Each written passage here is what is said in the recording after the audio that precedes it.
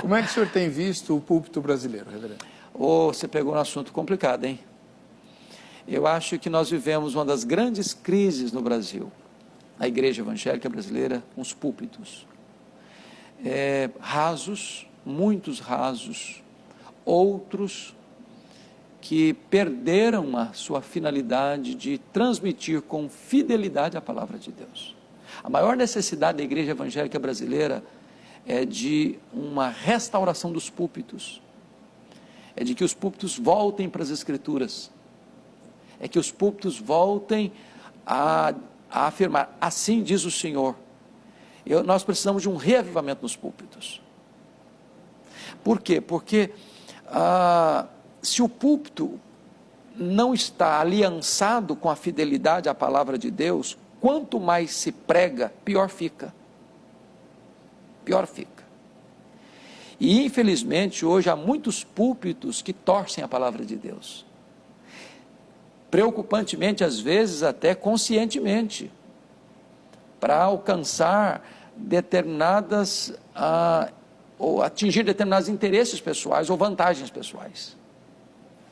Então a palavra de Deus não pode ser torcida para atender à minha vontade. A palavra de Deus precisa ser transmitida com integridade, com fidelidade. É por isso que nós fazemos, é um termo que nós usamos muito, mas talvez os nossos telespectadores não podem entender por completo, é a palavra exegese. Você vai para o texto para tirar do texto o que está no texto.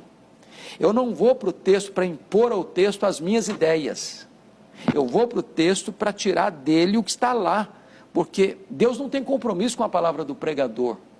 Deus tem compromisso com a sua palavra. O que tem a promessa de não voltar vazia não é a palavra do pregador, é a própria palavra de Deus. Quando o pregador não prega a palavra de Deus, ele se torna um falso profeta, porque promete em nome de Deus o que Deus não está prometendo, proíbe em nome de Deus o que Deus não está proibindo. Então é gravíssimo. A sua pergunta para mim é soleníssima.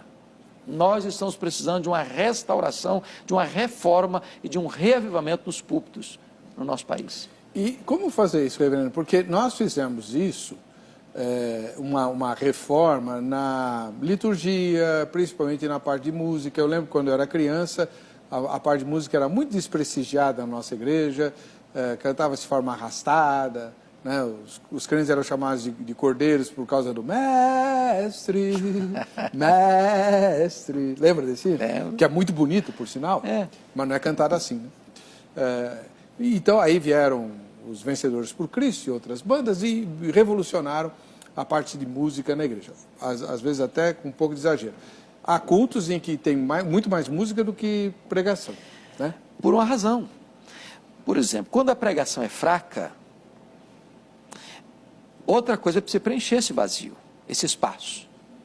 Então, você sabe, quando você chega numa igreja, eu prego em muitas igrejas, diversas denominações, eu chego, imediatamente eu tenho um diagnóstico se esta igreja é uma igreja que está acostumada com o cardápio da palavra de Deus ou não. Quer um exemplo? Você chega, abre o texto para pregar, e leia o texto, terminou de ler, o povo faz isso aqui, ó. Você pode saber que essa igreja não está acostumada com Bíblia. Ela não vai, ela não tem expectativa de que o pregador vai pegar aquele texto que leu e vai expor aquele texto. Porque tem pregador que lê o texto, vai embora o texto, nunca mais volta para o texto.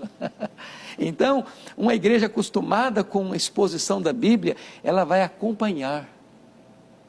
E aí é maravilhoso, porque o pregador, se ele não pregar com fidelidade, o povo vai perceber, não, o pastor está pregando uma coisa aqui que não está aqui.